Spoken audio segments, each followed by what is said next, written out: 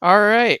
Hello, everyone who's willing to listen to this. This is Onscreen Offscreen, where we like talking about movies and TV shows and audiobooks and musicals and just whatever media we are consuming. And um, we just like to talk about it. In order to get to know us better, our first episode was our top 10 movies list.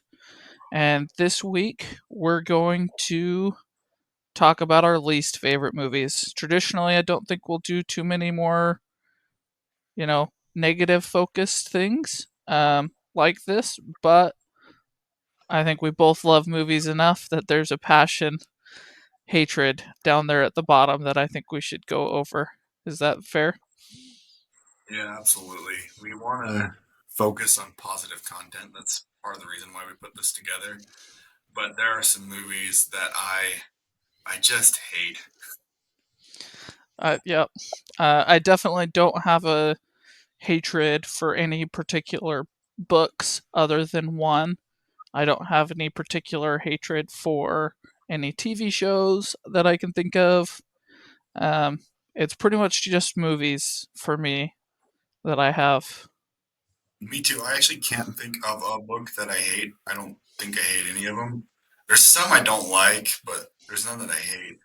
Um, there are I some episodes of TV that I hate, but I don't even think I hate any TV shows.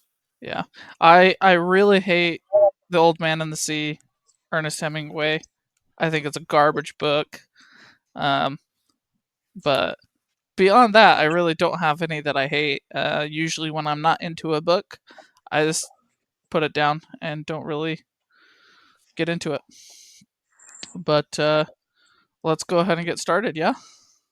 Yeah, let's do it. Okay, so I'll start with my 10 through 6. At number 10, I put The Shining. This is one I saw much later in life, so I didn't have that, I feel like most people, our generation, probably saw it for the first time in like middle school.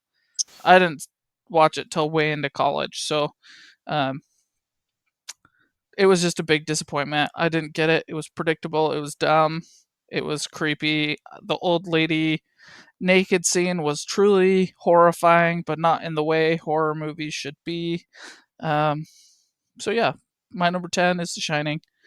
My number 9 is 300. Uh, why do you have to ruin history and try and make it mocking the way that they did? I love history. It's such a great story as it is. Why do you have to ruin it in the way that you did? And because this one was rated R, I wasn't able to watch it when it first came out, and everybody was raving about it and loving it and talking about how great it was. So when I was finally able to watch it, I watched it and really didn't like it. My number 8 is Tropic Thunder. Uh, a few months back, this one was popping up on my TikTok feed. I decided to give it a watch. Because there was a couple of clips that was like, okay, I could see how that could be a little bit funny, and everybody has always kind of like referenced this movie and made jokes and all that kind of stuff. Wow, was it stupid and what a waste of my time.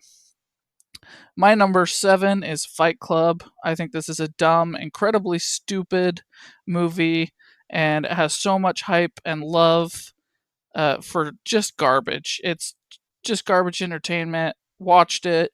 At the end of it, I was sitting there like, well, that was an hour and 45 minutes or however long it was done. Like, people talk about the twist, incredibly predictable.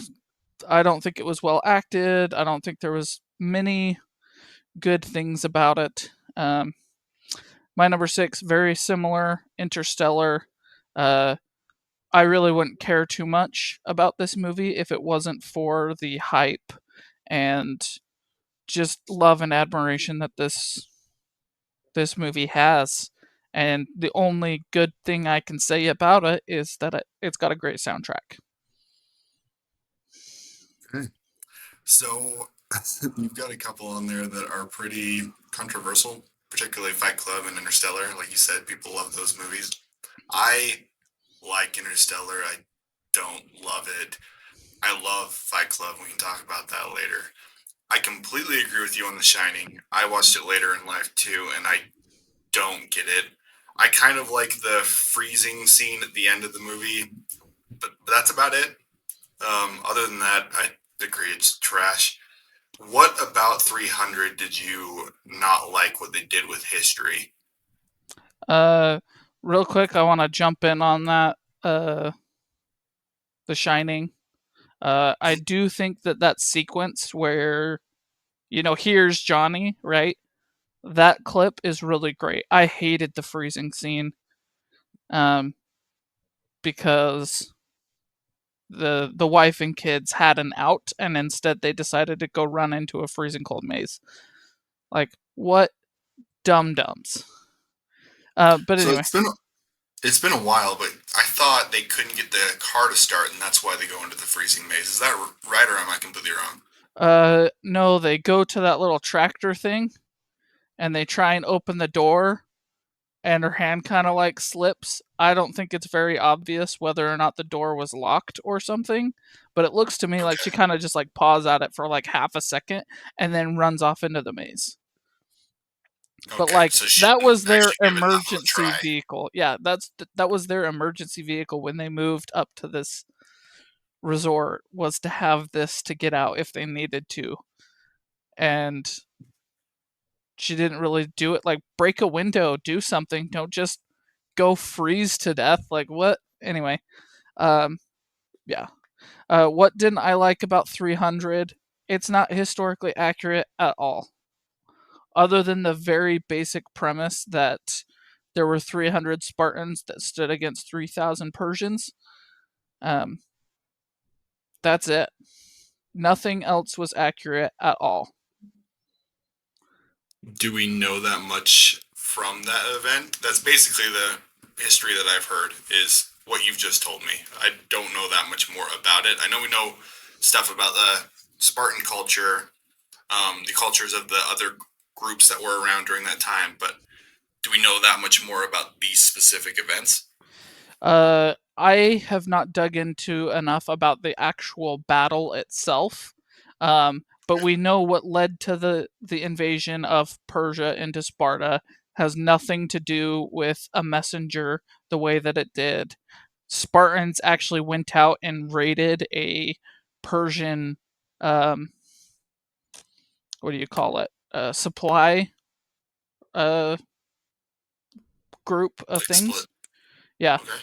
the Persian Empire was huge. It was massive, and they were battling all different kinds of people all at the same time.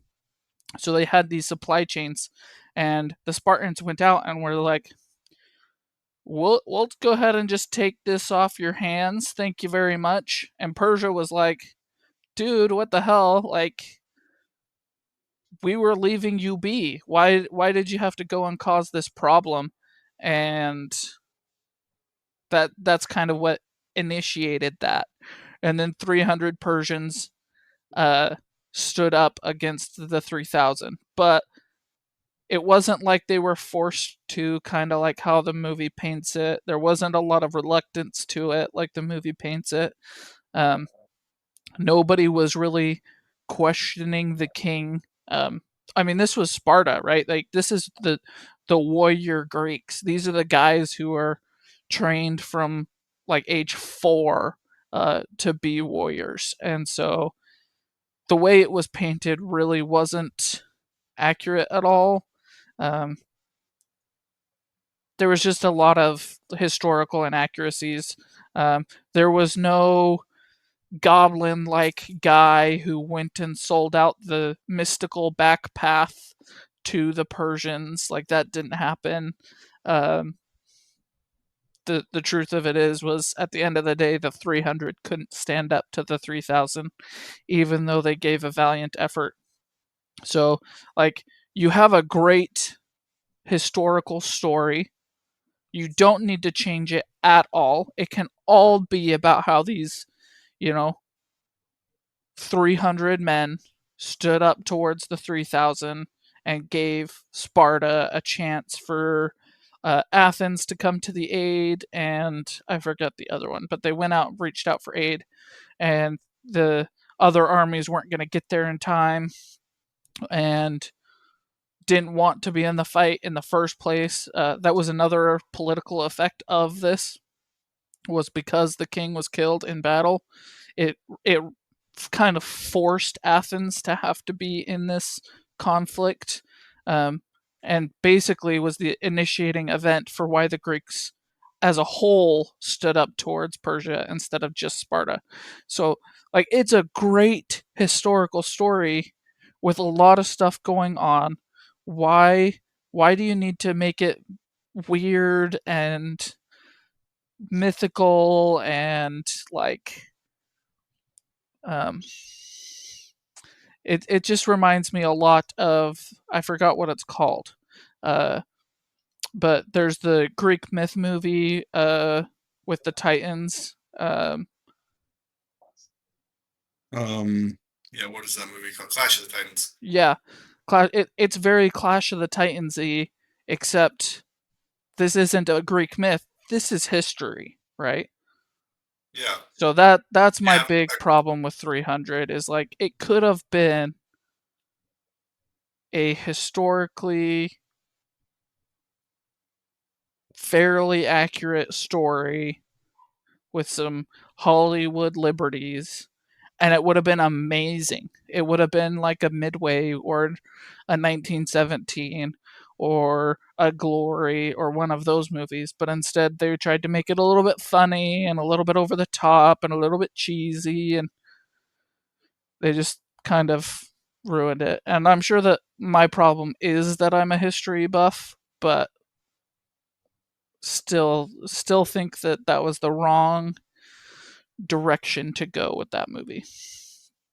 that makes complete sense. You've got a movie that has pretty awesome history that they could have intertwined and made entertaining, but instead they almost shied away from having people have to think and follow the complex relations of these different empires. Instead, just decided to make it kind of more of a fluff piece, a fantasy piece, and not as good, right? Yeah. And it's like there's not even that many layers to it. It's borderline fantasy B movie. That is So, too bad. Yeah, uh, I can understand why you don't like that movie. I haven't seen it in a really long time. I remember thinking it was okay. Tropic Thunder is a terrible movie. I don't understand why people like it. I kind of had the exact same situation as you. I had heard how great it was, so I decided to watch it. Didn't think it was funny. Thought it was stupid. Didn't like it at all. Now we get to Fight Club, which you are so wrong on. It's such a good movie. I love this movie. Um, Even just the basic premise of somebody who's kind of stuck in their own lives and wants to turn into something else, wants to be something else. So he creates this crime empire is a cool premise. Just that alone. The acting, I think, is fantastic in it. The whole scene where um, Brad Pitt holds the gun to the grocery store owner, grocery store worker's head, and says, "What do you want to do with your life? What do you want to do with your life? If you don't do that with your life, I'm going to kill you." And the grocery store owner just runs off and decides to do something different with his life.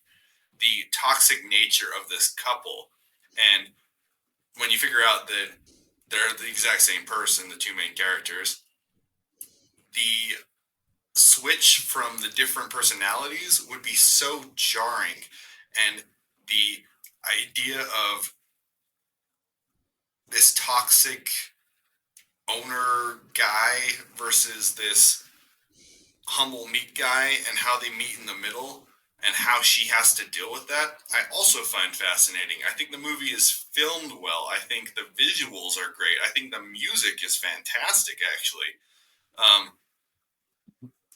I think it speaks to people who are kind of lost in their lives, and I think that's why it became such a cultural phenomenon. I don't understand how you can hate this movie as much as you do. It doesn't make sense to me. I think people are trying to find meaning in it and find it, right? You find what you're looking for. To me, the comparison is The Old Man and the Sea by Ernest Hemingway. I believe Ernest Hemingway wrote the most boring story about this old guy's one single fishing trip,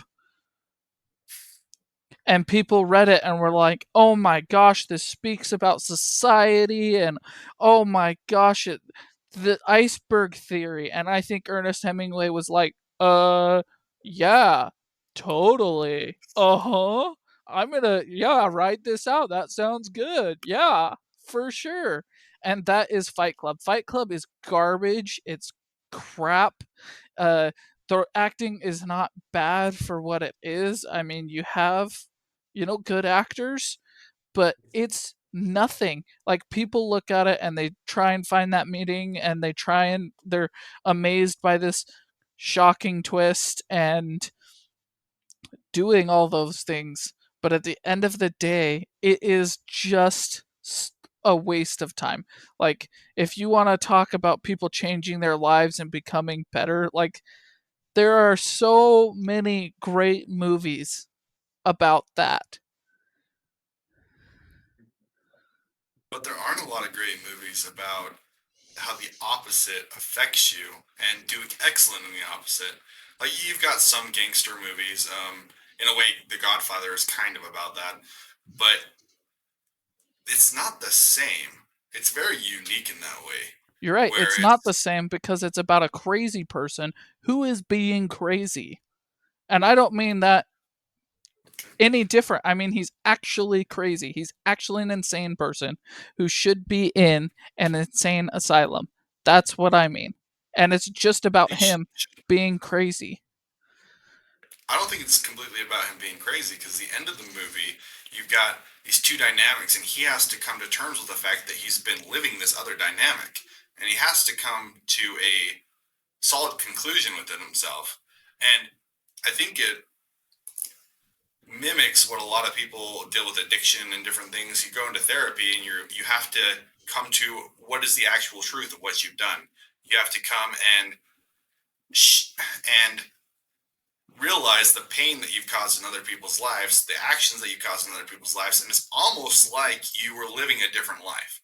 You don't realize that you're doing all this stuff when you're in this addictive hell. And it's an allegory for that entire process. And he has to deal with that at the end. Everything explodes in front of his face, and he has to deal with the fact that he caused this explosion. Just like an addict has to deal with the fact that they caused this explosion in their life. Their life is what they caused. Their life is what they created. And they can't change it until they accept that. See, I think you're finding meaning in that. I think it's about a crazy person who did something completely insane, and it blew up in his face, and he has to come to terms with the fact that he was just crazy.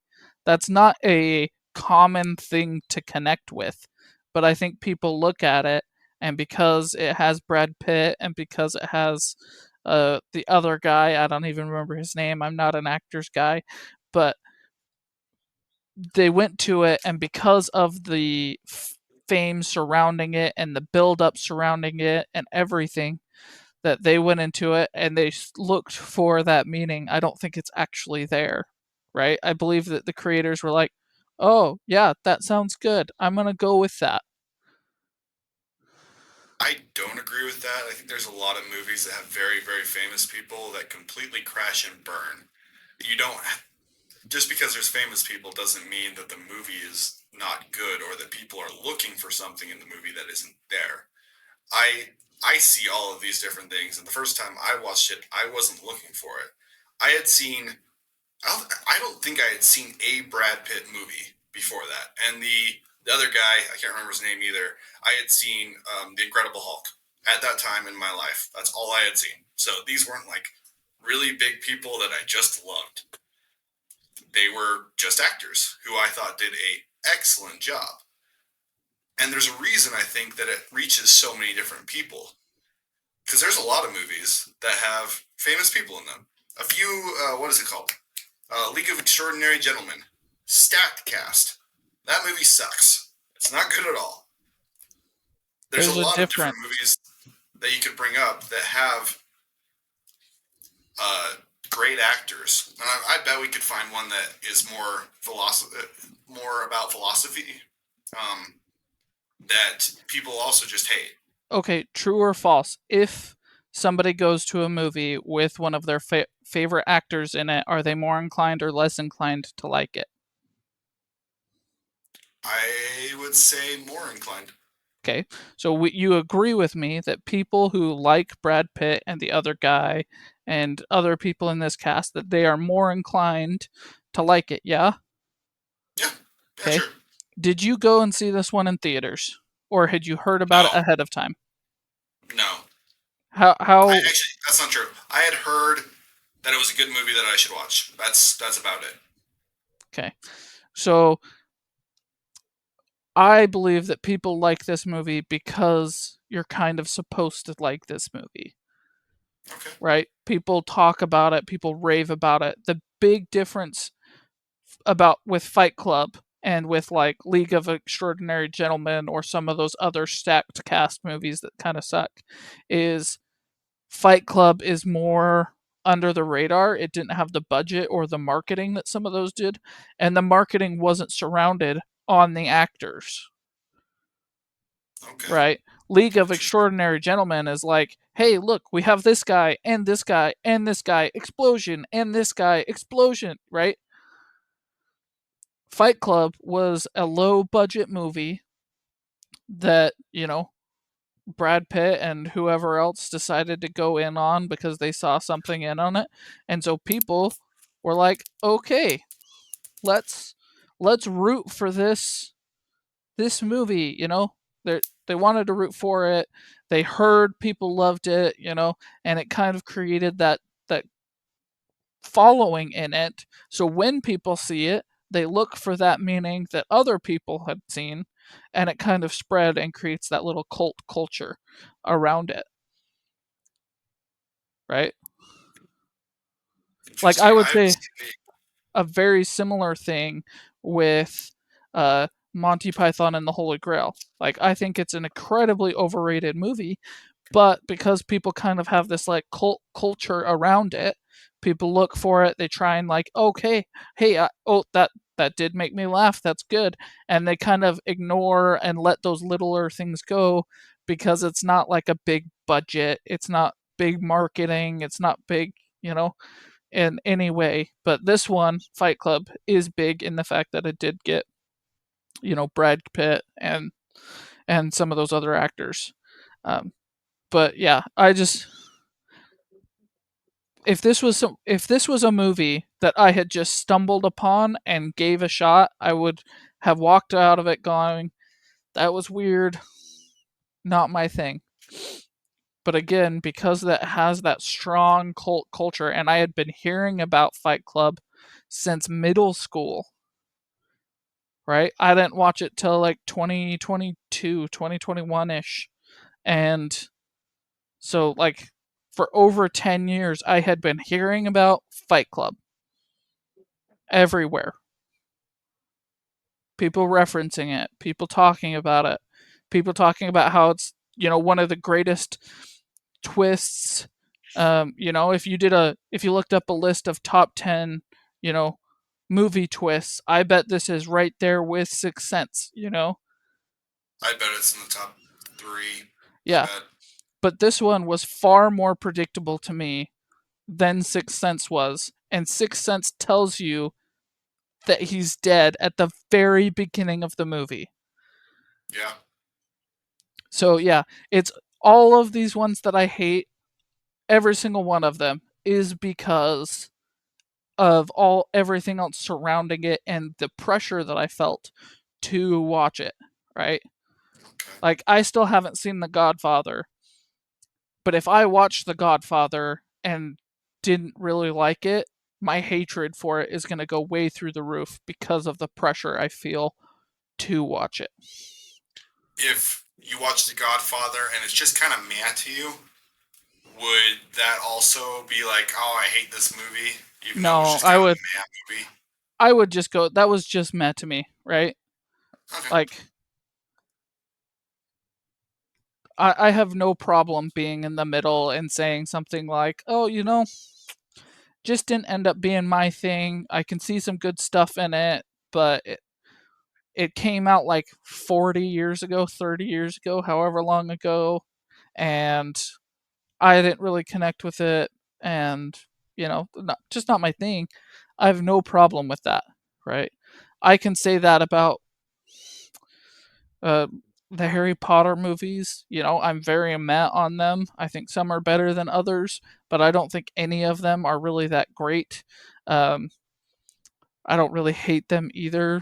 They're just a kind of a thing of their time. I can see good stuff in them, just not my thing. Okay. That's fair enough. I It's still very confusing to me. Even the idea of just the idea of becoming a number and what it takes to become a person again and having to fight for that person, being a member of the Fight Club and fighting to be known and to be recognized and to matter, even if it's just in the basement somewhere. I love that idea. There's a lot of things that I like about the movie that I feel Okay, like are actual ideas that they convey. so let me ask you this. I know you Yeah. didn't like Severance. Why? Because it was slow. It is the real reason. I think that there's good stuff in Severance. I think there is good stuff in Severance, but episodes like I want to say 3 through 6 or 7 were so abysmally damn slow. I just don't know how people enjoyed. I think people ignore how slow those episodes are because the end of this show, the end of that season is quite good, and the beginning of the show is very interesting. See, I think Severance tells those themes and plots that you're talking about. Fight Club represents, except I think if it is in Fight Club, which I don't think it actually is, uh, if it is in Fight Club, Severance does it way better. Okay. I think Severance does teach those lessons well. I'll give it that. I'll give Severance that it has a lot of really good things for it. And I can understand why people like it because it is a smartly written show. I just think a lot of people ignore how freaking slow that show goes. Well, Fight Club also is pretty slow there too. See, and maybe it is a personal preference thing there because I've watched Fight Club many, many, many times now, and it's never slow to me ever. I watched Fight Club exactly one time. I was extremely bored. I thought it was extremely stupid. I felt my brain cells dying, and then it was over. And I was like, what did I just do for the last 2 hours of my life? That's exactly what happened. Dude, I'm sorry you had that But experience and didn't get what other people have. yeah. Your sixth one is Interstellar, and you said that the only good thing about it was the soundtrack. I think Matthew McConaughey is honestly a good actor. I just think he's good. And I think he does a good job in that movie. I think that the issue with a father missing his kid is just super relatable and done extremely well in the movie. The visuals of the movie are fantastic, and you're right, the score is wonderful. Was it So an I above hate average it. Matthew McConaughey movie to you?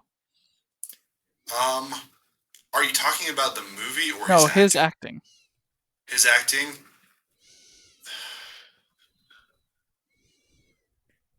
maybe slightly, but I think he's a really good actor. So even if it's just kind of an average movie, that's still a good acting experience, if that makes sense. It does, but you can find better versions of his acting in so many other ways, right?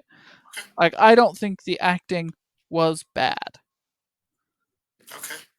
I do think that there's better versions of Matthew McConaughey, far better. I would actually put that in the lower half of his performances, um, just because he has so many great ones, I would put this at the bottom end of his average range. Interesting. I Um, think that just the scene where he's gone into the black hole and he's seeing his daughter again. That scene is done. It's so good. that He was the he acts that dumbest scene so well. ever. I agree that the scene itself, when you think about the scene, is kind of a dumb scene, but he acts that scene extremely well. No, he doesn't. He looks like an idiot in a stupid scene, right? When you I realize how stupid do the not scene agree. is, he looks dumb doing it, right?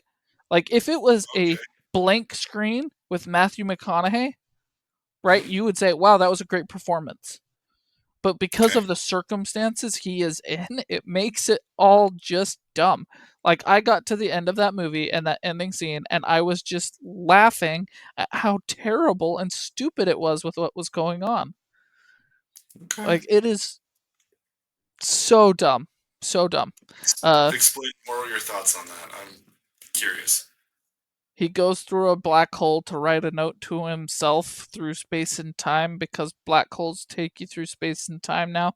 Uh, it's just like even visually, right? The books are glowing with god rays coming off of them, and he's seeing his daughter back in time, and uh he's been through so many fake scientific things and adventures, and he misses her so much, right? Like you take just him seeing his daughter after years, right? However long it takes him to get through the black hole, whatever it is. And you go, wow, Matthew McConaughey is really portraying that part. But now you surround it with fairies and pixie dust and rainbows. Now what does that look like? It looks dumb. And so that's what I mean by that. Is like an actor can try and do a good job and can have good things showing, but the circumstances surrounding it is just so stupid or weird or quirky or off that it just takes away from the performance that they're doing. Like, let's take it away from Interstellar and let's look at the movie version of Series of Unfortunate Events. I Okay. think we can both agree, and I think most people agree, not a very good movie, right? Yes. I think Jim Carrey did a phenomenal job as Count Olaf. I agree. Uh, You did a good but job. because he was kind of surrounded, he didn't get to shine like he should. I feel like when I talk about that movie or why I wouldn't mind watching it is because that's one of the few Jim Carrey movies that I actually like him in. Uh, like he does a great job. The movie is worth watching because of how good Jim Carrey does. But do people watch it or give Jim Carrey credit for that? No, never. Nope. Same thing with Other than Interstellar us for me. talking about it, I've never heard anybody bring that up Yep. ever. Same thing for me, but with Interstellar. Like Matthew McConaughey might have done a perfectly well job doing that scene, but everything else surrounding it was so jarring and stupid and quirky, and I really didn't like it, that everything just felt stupid and quirky and weird, and I didn't and not likable. Okay. And his, but would you, in the end, like, you have to give plus and negatives to this movie. Is the acting in this movie at all a plus No. to the movie overall? No. Okay. It's Even not a no. negative. Okay. Not negative, but not a plus. Yeah. Okay. I think most Uh, of the movie is just that. It is not a plus or a negative. On the plus side, I have uh soundtrack and an honorable mention, not really a plus, but honorable mention to the visuals. okay. Because some of the scenes in that movie genuinely look really good. Some of them don't. So honorable plus visuals. On the negative, you have fake science, quirky weirdness, and you have absolute adoration for it surrounding it. Like I think Yeah. Interstellar is People higher than love Fight Club on the IMDb top 100. Like people Unsurprising. love and adore that movie so much more and it is so much more relevant. Fight Club came out in like 1994 or something, before I was born or right around that time. I think it's Um, 99 actually, but yeah, okay, right around there. right around there. I was too young, um, or not alive, whatever it was. And Interstellar came out when I was in high school, maybe late middle school. I don't know. Um, so it had such a big cultural impact when it came out that, man, when I finally did see it, I was just floored by the ridiculousness and the stupidity and the number of people that were coming up to me saying, "You should watch it. You like science. It's real science." And me finally watching it and going, "No, that's not disproven science. There's a difference between real science and not disproven science." Um, so yeah, that's There's a it. That's number 6 for me is Interstellar, and there's a I huge difference between not proven and between not disproven science and real science. There's a huge difference. Do you give any pluses to the possibility that someone looked deeper into science because of this movie? I particularly have someone in my life who he's on a mission right now for the LDS Church, and he is going to be an aerospace engineer because of this movie. And he understands that the science is not very good, but it made him very interested in this path in his life, and it changed the trajectory of his life because of this movie. And I doubt he's the only one with how popular it is. I doubt he's the only one too. My question for you is how many were interested in it but then got disinterested in it finding about how wrong it was?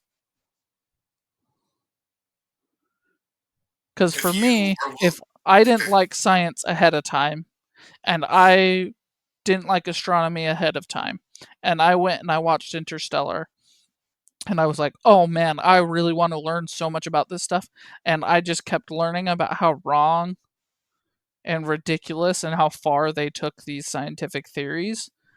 That would be so disheartening to me. I would be like, this was marketed as real science, right? Like, it's not just that, like, they said, oh, yeah, we took some loose scientific theories and built this plot. No, like, it was marketed as real science based on real theories, right? People talked about it as real science and real theories and proven science, not just unproven science, like proven science. And that's just false. That's just wrong, right? Like if it had that impact on me to where it made me change, finding out that I had been lied to and manipulated would make me want to change back. interesting. I think so. It sounds like to me that it's the fact that they said it was proven science, because sci-fi in general has most of the episodes of major sci-fi shows are about, oh, we have this idea about science, we're going to explore this idea about science and make a show out of it, and then add some more ridiculous elements to make the show more dramatic or more bombastic. I mean, that's literally Star Trek.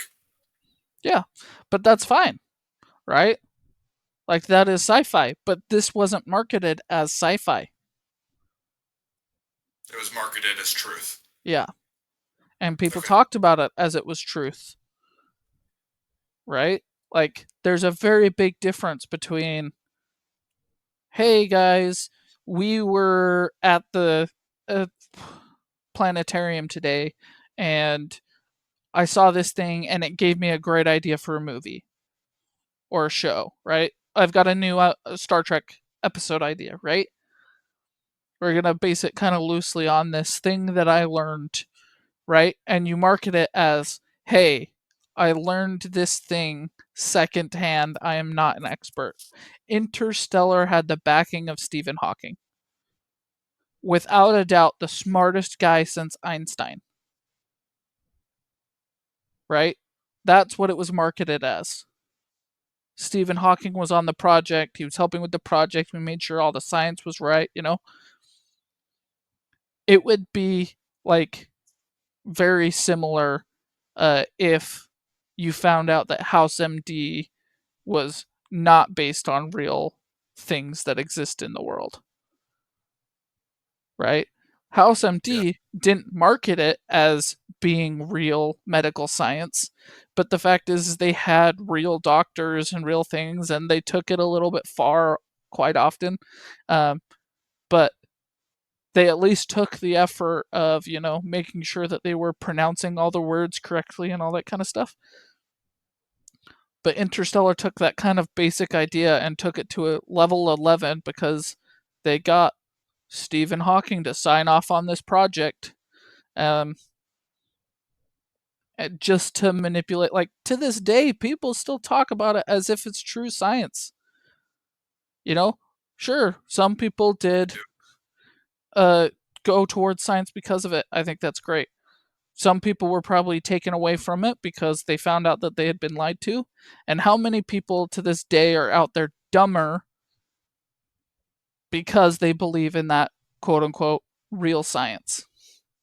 I actually was just watching a video. I can't remember who the creator was, but she had some horror movie suggestions that I hadn't heard before. One that I watched that I really liked, and she went through her. I was like, I'm curious. What's your top 10 movies? And she had a list there, and I went through the top 10, and her number one was Interstellar, and it was because it was real science and it affected her so much. Yeah, so Exactly. it definitely happens for sure. Yeah. So, like, for me, that doesn't fall under a positive or negative from it because I believe that that's probably pretty close to balanced. Because at the end of the day, I would rather have people smarter and learn from it, like your friend. But I just believe that even though that weighs more, there's far fewer of that than people that are dumber and people who ended up turning away from it. Very cool. Cool. All right, let's go through your 10 through 6. Okay, my number 10 is Hereditary. Number 9 is Why Him. Number 8 is live action Mulan. Number 7 is The Green Knight. Number 6 is the first Harry Potter movie. Okay. I don't disagree with you about Hereditary. I'm sure that for you, it was the hype surrounding the movie and not so much the movie itself. So with Hereditary, I had a hard time putting it in a spot because I don't think it's a terrible movie. I actually think it's a pretty effective movie. I think it's pretty well acted.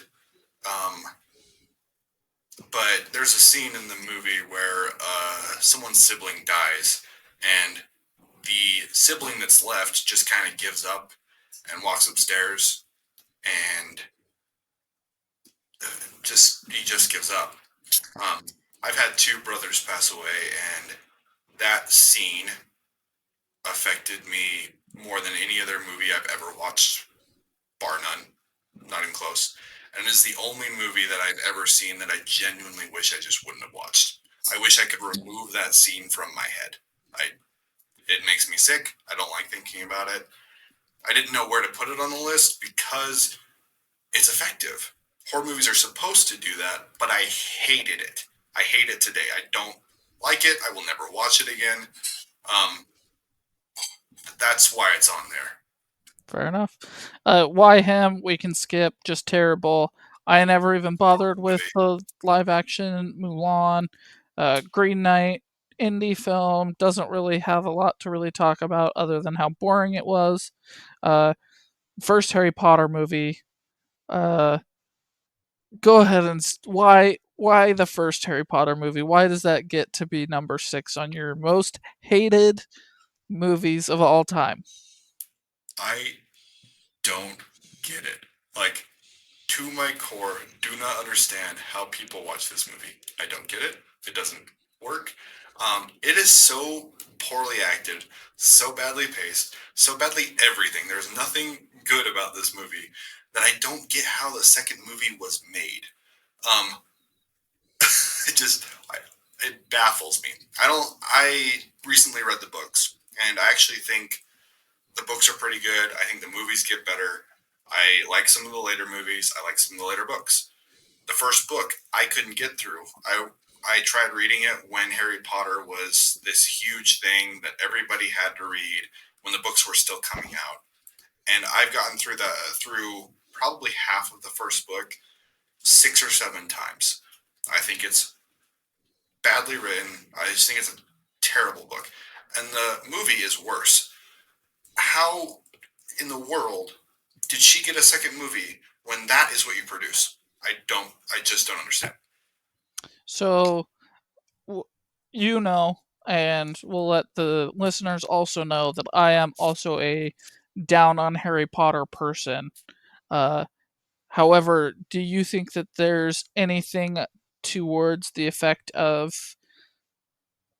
the time that it came out, the visuals, and the audience that it was meant for?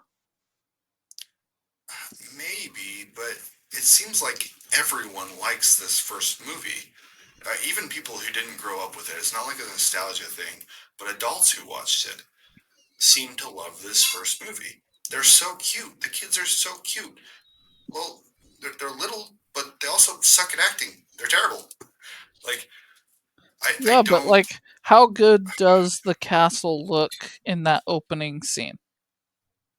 During the time frame when it was first filmed, it probably looks fantastic. Now the outside of it looks pretty good. The candles in the main cultural hall, it doesn't look that good. It really doesn't. I think it still looks pretty good, honestly. Like, yes, newer stuff has come out that looks better, but I don't look at it and think that takes away, right? That's so bad it takes me out of it, right? I think all of the special effects in that movie, them showing all the magic and all that kind of stuff, uh, and the fact that it was meant for smaller people, like, I don't hate it. I do think it's the weakest Harry Potter movie. Uh, I would rate it like a 3.5 out of 10. But like, I'm also down on Harry Potter. My favorite Harry Potter would probably only get a 6 or a 7 out of 10. Uh, Okay, I would be higher than that for some of the later ones. I like the third one pretty well. I'd probably give it 7.5, something like that. I love the sixth movie. It would probably get an 8 for me. And then the seventh and eighth would probably get around a 7 too. Like I genuinely enjoy those movies. I would watch them. most of them fall between a 4 and a 5 for me. This Okay, isn't even my least favorite Harry Potter movie, though. really? Which one? Yeah, This one is just unwatchable to me. Which one do you like less than this? Goblet of Fire, the fourth one. Okay, I don't really like that one either. I think it is the most overrated of the Harry Potter movies. I don't think it's very good, but at least it's kind of watchable. No, it's not. It's not. It is a complete waste of your time. I have not read the books because I think they're very crappily written. I've tried reading the first one a number of times. I've tried going into the second one once, and I think I started the third once. I think all Okay, three of those are really, from what I've read, is just terrible writing. Um, my favorite Harry Potter is the third one. That one gets to be up there. But four is just like a waste of time. Nothing really happens. it's true. It's like, you have the Cedric death, but unless you read the books, guess what? Cedric is just a guy who's You don't on care screen at for like all. 5 minutes. You don't care. And they spend like 15 minutes on his death, right? They try and Yeah, make it super serious and have like this sad music playing. And a viewer, am sitting there like, I don't care about this character at all.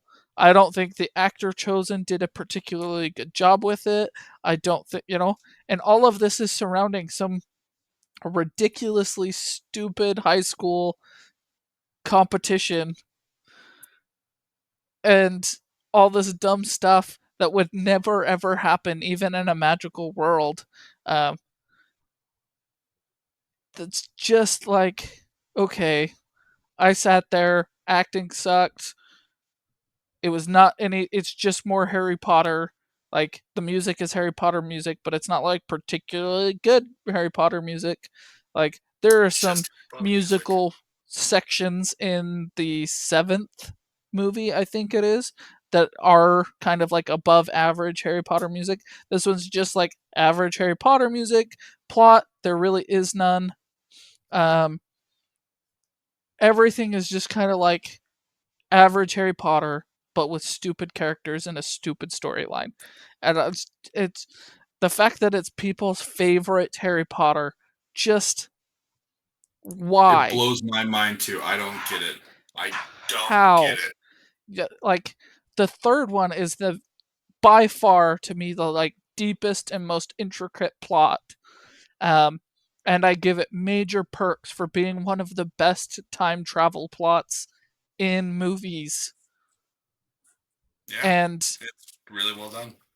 people watch that and then immediately go into the fourth and say, yes, this one with crappy acting and no plot, that one's my favorite. I I don't get it, but none of the Harry Potter movies, as much as I'm down on Harry Potter, um, made my top 10 list because Dude, there's so much part garbage out there. part of it for the first Harry Potter for me is because I think it's so bad that it kept me from getting into something that everybody else was into, and there was a little bit of a I'm not a part because I don't understand where your love comes from because I had just tried this first movie over and over again, and I tried the first book over and over again, and I thought they were terrible. I watched the first Harry Potter when I was a little kid that should be into the first Harry Potter. And even as a little kid, I was like, this sucks. Why do you like this? I never got it. Yeah, I don't know. That's fair. Let's go ahead and get into my 5 through 2. Actually, I want to talk about Mulan a little bit. Okay. I hate this movie because it kind of symbolizes the whole live action Disney thing that's going on, where you replace these great movies for no reason with a live action. And I don't know why everything needs to be live action. Animation is wonderful. You have a lot of storytelling capabilities with animation that you can't do with live action. Animation doesn't get old. Animation keeps going. But in the animated version of Mulan, you have this character who wants to take care of her dad and decides to go and struggle to do so. Decides to risk her life to do so. And when she gets there, she gets hit with this reality check that she can't compete with these guys. She doesn't have the physicality for it, but she can think differently than these guys, and she can become something different because she thinks differently. It's a fantastic lesson for anybody. I don't. Doesn't matter if you're a man or a woman. It's a great lesson. Um, and she becomes something wonderful because she thinks differently. In the live action version, she just has magical powers and she needs to believe in herself so she can use her magical powers. And that's about it. And she has magical powers at the beginning and she has the magical powers at the end. It's stupid.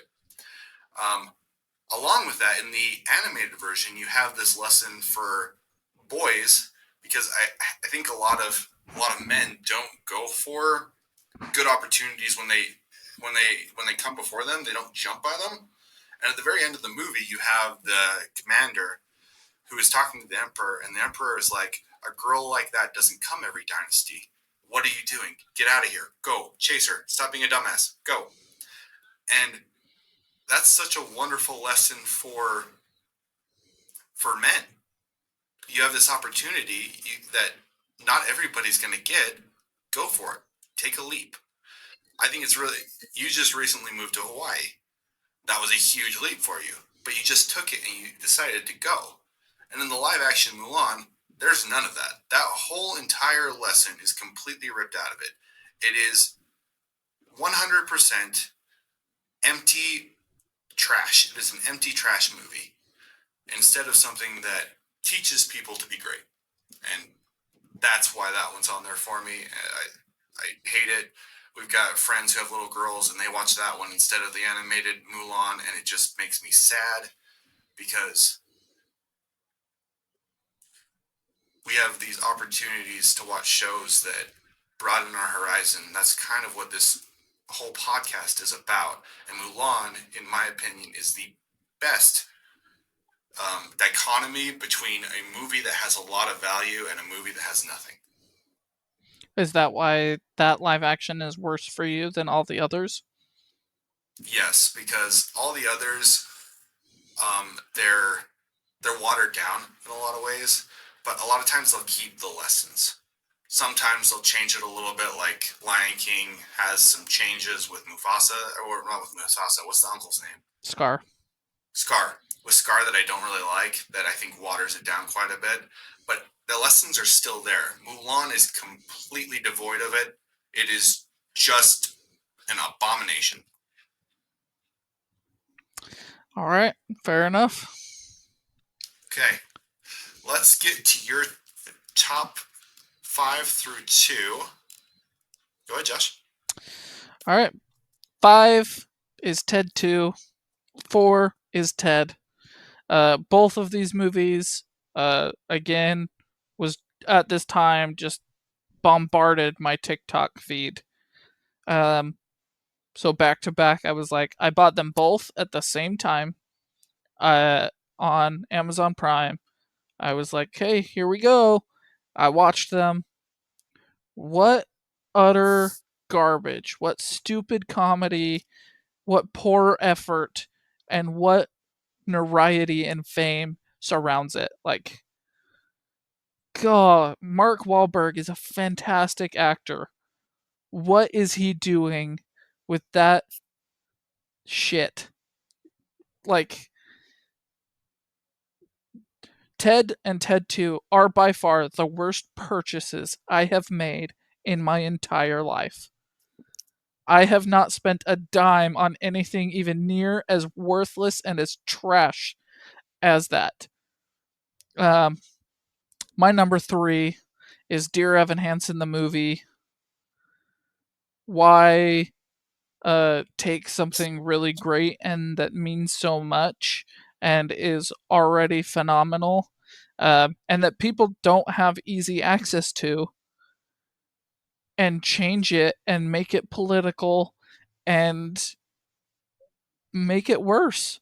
Like, what are you gaining? You could have released the stage version just fine, and it would have been great, and a lot of people would have been introduced to these ideas and stuff. What are you doing? And number 2 is Into the Woods, the movie, with Chris Pine. Uh, the movie cuts out the most important character of that entire show and makes it so that people were introduced into the woods going, this makes no sense. It's just weird. It's all over the place. I hate this. Um, the only enjoyment I got from the movie was the Chris Pine singing Agony, and that's for a similar reason as I would watch like a scene from a soap opera, because it's just so dramatic and over the top. I didn't actually like it. Um, just absolute crap. Two musicals that I truly love. Dear Evan Hansen meaning an incredible amount to me, and just getting rolled over and being very excited for a movie to come out and just crapped. Um, but yeah, That's that a is. good list. I kind of find the first Ted funny. I agree it's not a very good movie, but I understand why you hate it. I get it. That one did make me laugh a little bit. Ted 2 was terrible. It was a terrible movie. There's nothing good about it. Is there any? Because you've brought up Monty Python, you brought up these two. Is there any of the more stupid comedies that you actually like? I don't hate Monty Python.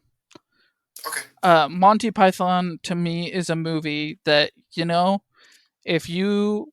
I went to Snow College, and we do something called the P Factory. It's an abandoned P Factory. It's supposed to be haunted. It's really broken down, whatever. If you go and do Mhm. that, or you go into the Manti Tunnel or whatever, and you're up at 2 o'clock in the morning and you're just hanging out with people still, it's not a bad movie to turn on. And, when you're that tired, those stupid jokes can kind of get to you. Ted is not that way. Ted is, no matter what, is just dumb all the way through. I have never had it make me laugh, save for a couple of clips that I saw on TikTok outside of the context, like the Liam Neeson scene buying tricks, right? Like that's it's not a laugh out loud, but it's a chuckle funny scene. And because I had seen it 12 times on TikTok, I didn't laugh in the movie. So it was just crap, just garbage. I'm good. Don't need to whatever. Yeah. That's fair, man. I can get that. Is there any other dumb comedies that you actually enjoy? I can't think of any. Most of them I just watch and go, not my thing, whatever.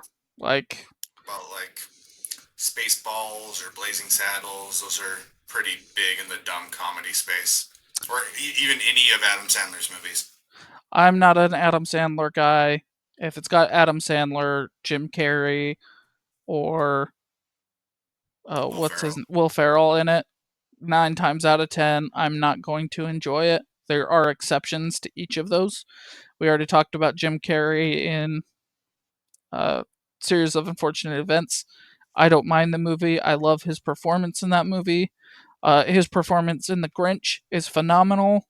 Um, Adam Sandler, you have Bedtime Stories. Um, who was the third one? Sorry. And then, oh man, Will Will Ferrell. Ferrell. The Lego movie. Like, it's a great movie. Who was he in the Lego movie? He's the villain and the dad. Oh, oh yeah, yeah. You're right. You're Yeah. right. So there are definitely exceptions to each of those, but dumb comedy is really not my thing. Most of the time, I watch it, I go, wow, that was kind of dumb. I'm gonna not watch that again if I can help it. Um, so yeah, Hey, fair of enough. of the movies you brought up, I think Spaceballs would probably be my favorite. And I bet watching it now that I'm not a Star Wars person would probably make it funnier. Um, but probably not going to because it's just not my thing. It's fair enough, man. I'm not a huge stupid comedy either, except for some reason Adam Sandler. I don't know why, but I like a lot of Adam Sandler's movies. Um, like 51st Dates, I genuinely debated putting it on my honorable mentions last week because it's another one that just makes me laugh every time I watch it for some reason. But I don't. Blazing Saddles isn't that great to me. Spaceballs, I did find funny, but not to the point that everybody else likes it. Um, yeah, just not the best. Dear Evan Hansen, I completely agree with you. Like, why would you take out the I Screwed Up song? I don't understand why they would do that. I watched the movie and I was like, where's the I Screwed Up song? That's kind of pivotal to the whole story. Dear Evan Hansen is one of my favorite musicals, period. I love it. I genuinely feel like it was one of those pieces of content that changed me. And they got rid of the you messed up. And you had all these problems that people had with the musical of it being abuse, glorifying suicide, that kind of thing that I don't agree with at all. But if you don't have the I Screwed Up song, then he is just a kid who was kind of evil. But if you have the I Screwed Up song, he's a kid who was lonely and finally had people who cared about him, and he got lost in it.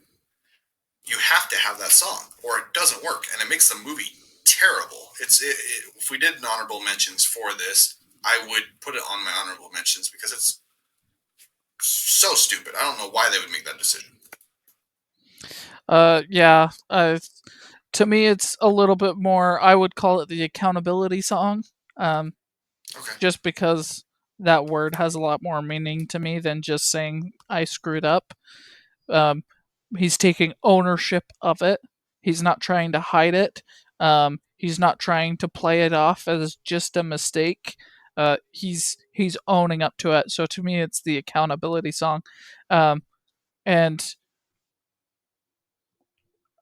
Dear Evan Hansen is by far the musical that means the most, applies the most to me personally. And they just took it and they took out the accountability song and they introduced their um, Black Girls Have Hard Lives song and uh, just kind of changed it and took it to the worse. And like, I get that not everybody has my same history and can connect to Dear Evan Hansen as much as me, but like the musical version, I would say, hey, everybody going from 6th to 7th grade should probably watch this musical, because of how important it is to that time in your life and what you're approaching.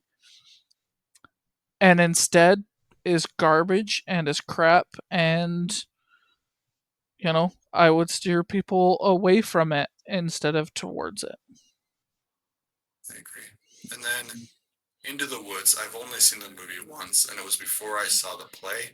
I love the musical, the play, stage version a lot. I honestly can't remember what character did they get rid of. They got rid of the narrator.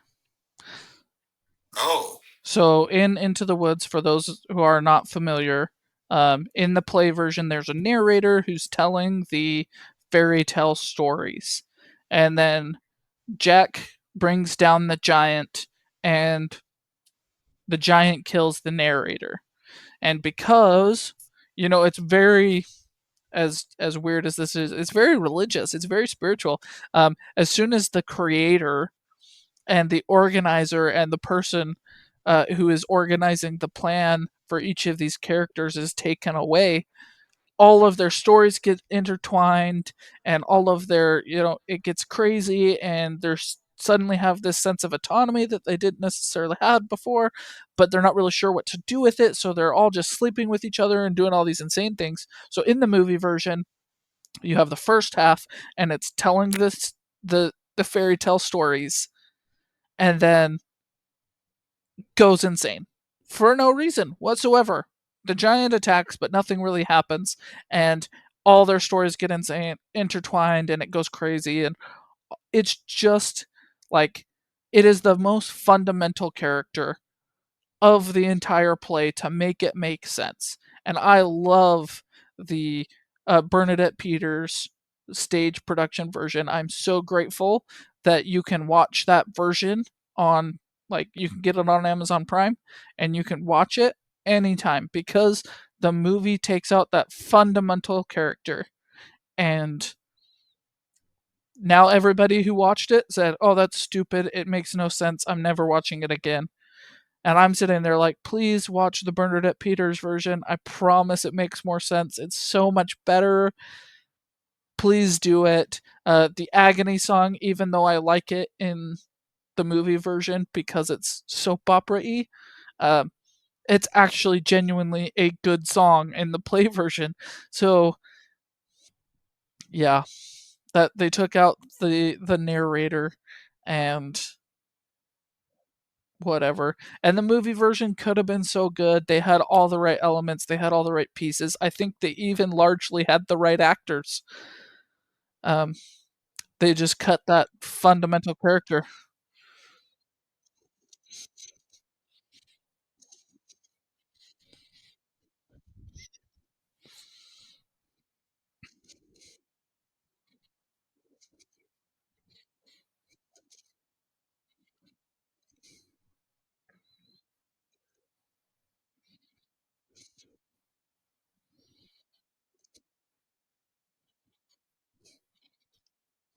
I It's just fundamental. I don't necessarily call it the worst or the best part, but like, if I were doing the movie version, right, in my little fairyland where I got to do that, I would have had Morgan Freeman be the narrator. I would have not had him show up on screen until he sacrificed himself to the giant. Right? He would have just been literally narrating. You would have had Morgan Freeman narrating. He could have done it at any time. There would have been no scheduling conflicts. You would have had to have him show up for filming one day, and you have a great representation of the play, and you have great actors, and people would have loved it. But instead, you released it without the narrator. Everybody hated it. Nobody talks about it anymore, because it just was released and hated and forgotten. And for me, Into the Woods was the first real play I actually sat and watched ever in my life. I went to the Snow College stage version of it, which my neighbor was playing the cow in, and was like, wow, this is really cool. And from there, I watched Les Mis, and all of these things started because of Into the Woods. And then I watched the movie version that everybody hated, and I was like, oh, people, it's just a musicals thing. And then I watched it, and I was like, where's the narrator? This movie makes no sense. I agree with everyone. It makes no sense the way that it is. Um, so yeah, Into the Woods, my number two. Let's go ahead and go for yours.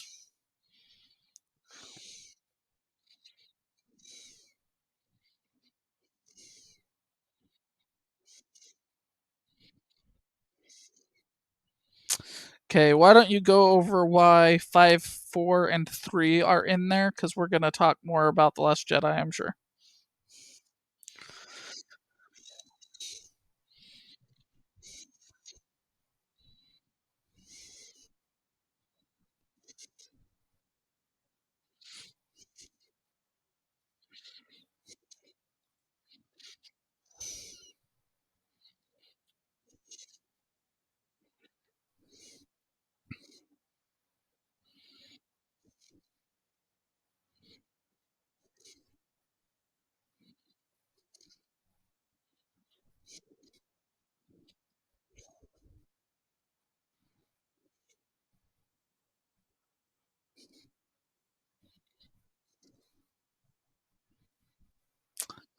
That's fair. I was going to say it's not my favorite, but I didn't dislike it, but I can understand that. All right. Freddy's Dead, why is that on yours?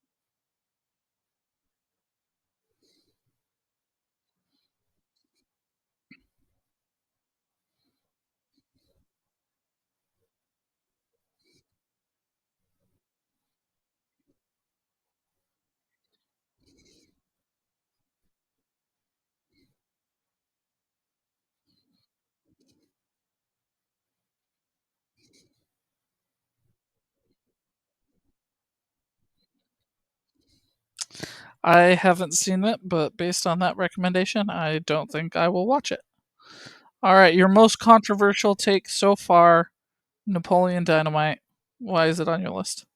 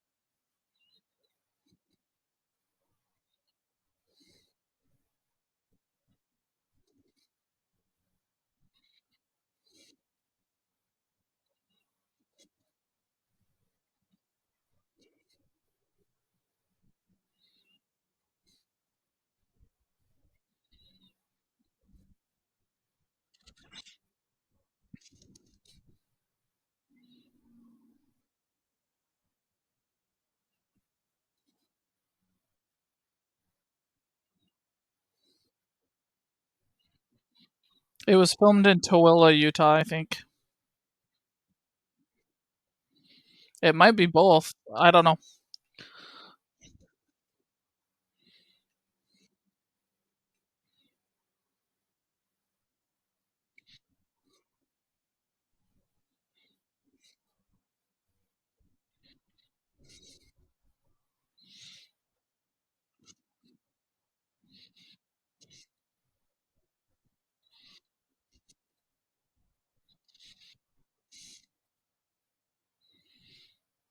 All right. Let's go ahead and hit your honorable mentions.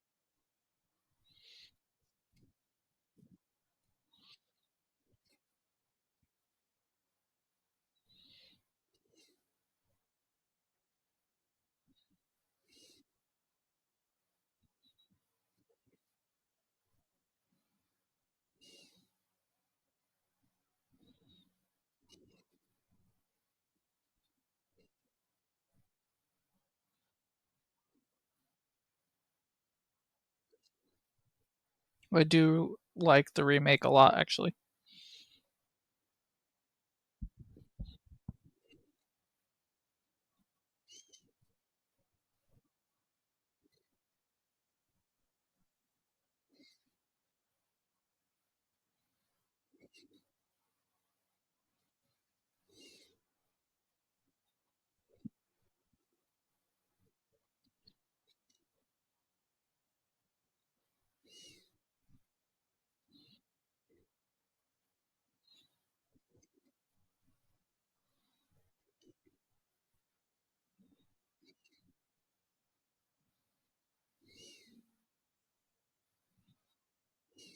Jim Carrey.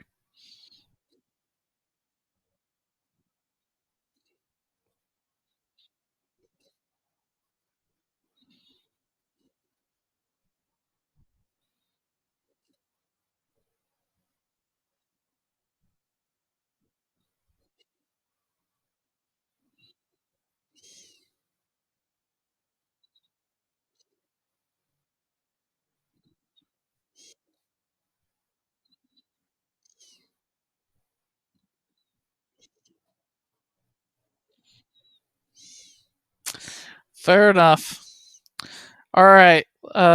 Let's just go over it. My number one, your number two, Star Wars The Last Jedi. Why is that your number two?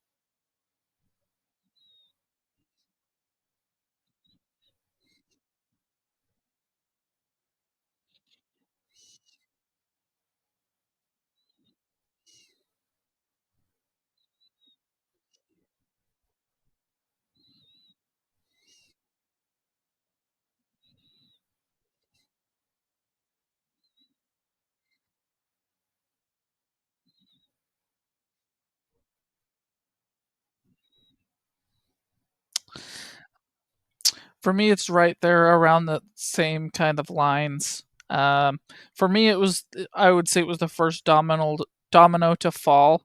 I don't think it alone killed Star Wars, but after Episode 7, I still had quite a bit of hope. I actually thought that it could have been turned into something great, even though I still think it had problems. It was still an enjoyable movie for me. Um, it was just the first domino to fall. They changed how warp drive works. Um, it's not this supposed to be the same way Star Trek does it, where your ship is moving really, really fast. Um, for any listeners, in Star Trek, it still takes months to travel across space because space is huge, even at the speed of light. And so that it's that. But in Star Wars, it's supposed to be a you're opening a black hole. So the uh, explanation given towards it is take a piece of paper and fold it in half and put a hole through it. Right. That's how Star Wars is supposed to work, right? You're bending gravity around yourself to go from point A to point B instead of just going really, really fast. So they ruined that. Um, they took all three of my childhood characters and absolutely just like took a giant deuce on them. Um, right? Like it's not even like, hey, we wanted to pass the baton to the new generation. It was like, no, we're gonna crap all over those characters that you loved, and we're gonna change it, right? Uh, in Return of the Jedi, uh, I think uh, Yoda has the line that's like, there is another, right? And to me it was like, oh, who's the other? And everybody was always like, oh, it's Leia. It's Leia. And I'm like, I don't think it is. There's this big universe. It would be silly to limit it to just this one family, right? And then Rebels came out and everybody was like, oh no, the other is Ezra. The other is Ezra, right? And I was a very big fan of that. I kind of hoped that the other would actually have been Ahsoka, because Ahsoka has the personal ties to Anakin. Um, but they backtracked on Leia's character. They changed her fundamentally by making her a Force user. You changed how Force even works. You changed how space travel works. You changed how lightsabers work. Um, you just I grew up watching Star Wars all the time. My family was so sick of how often I watched the original trilogy. I grew up during the prequel trilogy time, and I don't really like those. I've only seen them, you know, a few times all the way through. And I just loved, loved, loved the original trilogy. I loved the Star Wars games. We'll talk about that coming up. KOTOR, Republic Commando. I played a lot of Empire Strikes Back with my neighborhood friends, um, or not Empire at War, and um, all of these things. I had such a childlike love for Star Wars that uh, could have gone through so much crap, and I still would have loved it. But instead, they decided to politicize it, use it for their political agendas. They decided to ruin those characters. They didn't want to pass the baton, they wanted to take the baton, um, and kind of force us into liking and changing and all this kinds of stuff. And so it was just that first domino to fall. I hung in all the way through and watched the entirety of Ahsoka, and for me, that was the nail in the coffin to where I won't say I'm a Star Wars fan anymore, because I'm not, because that was just so bad. And it's not even like Disney did all bad Star Wars. Like, for me, ranking Star Wars, you have Empire, Return, and then you have Rogue One. Rogue One is my third favorite Star Wars out there, including shows and stuff. And, I also loved the Clone Wars series. I also loved Rebels, at least the second half. And Last Jedi is just where they ruined it. That's the first domino to fall to where it was like, I can't even just ignore that this exists. It is so bad and so fundamental to the development of those characters that I loved. I can't even say, like, oh, well, I'll just pretend like they don't exist. Like, I also love Lord of the Rings. Hobbit, not very good movies. Um, but I can just pretend they don't exist. Rings of Power, never watched, forget it exists. A lot of people hate those. I still love Lord of the Rings. It is so bad and so evil at what it did that I can't even ignore it. I can't pretend like it doesn't exist. It makes me enjoy the original trilogy so much less. Um, it just, it is so evil towards what it started that it Star Wars at this point I believe cannot recover. And I would prefer that it would die as an IP than continue on the path that it's on. So that is why Last Jedi is my number one. And let's go ahead and talk about your least favorite movie of all time.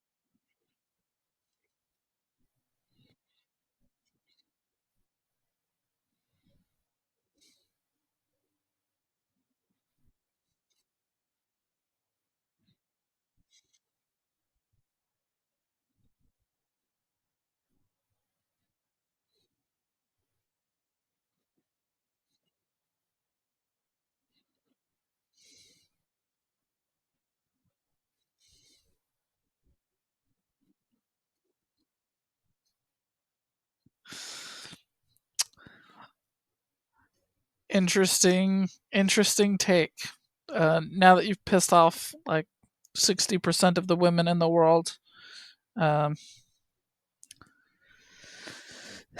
yeah, I think that there's a number of movies that do this, and I think a number of movies do the same thing earlier in women's lives.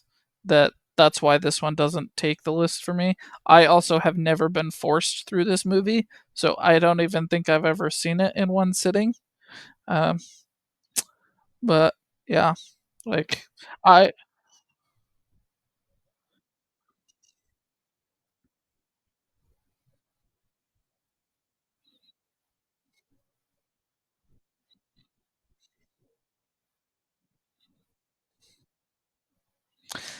okay, but like for me, I would say the most effective brainwashing that happens is just earlier in these women's lives. I would say The Little Mermaid is the most effective brainwashing in women's lives, right? You get to them when they're 8 and you tell them, "Hey, the only thing it takes to get a man is be naked and don't ever talk."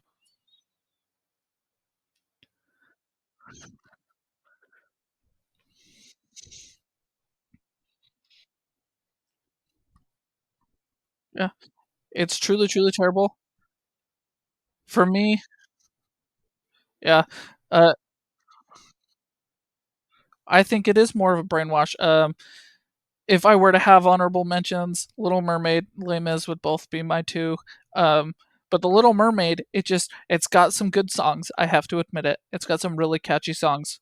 But the big eye-opening thing was I have nieces. I have these young kids in my life, and one of them, when taking a bath, got a little washcloth, not a towel, a washcloth, and put it over her um, not even top bottom part and was like, "Look, I'm Little Mermaid." Like that is so truly, truly eye-opening and horrifying to me. That one and I can't just say that The Little Mermaid is the only one that does it. All of those Disney movies, all those movies we love, all kind of play into that, fantasy. Sleeping Beauty, same thing. Just be there and don't you can sleep, just be there, and it just so fundamentally happens at a younger age in my mind that a Notebook isn't up there for me, but um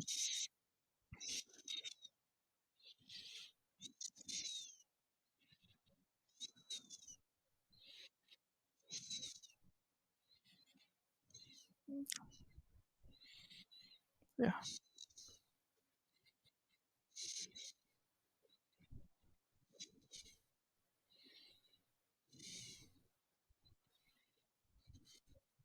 yeah.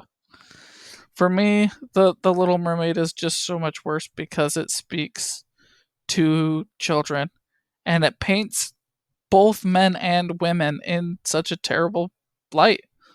Like it says that's all it takes to get a man. I'm sorry, people out there, but it takes more to make a man happy. It just does. So anyway, those are our least favorite movies of all time. Uh, like, subscribe, leave comments. Please tell Conlon why his list is wrong and why my list is so much more correct. Uh, we'll see you next time.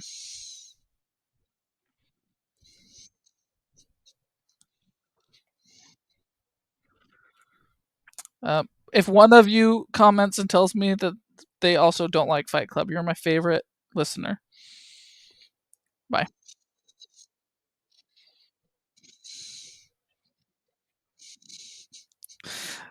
Bye, everybody.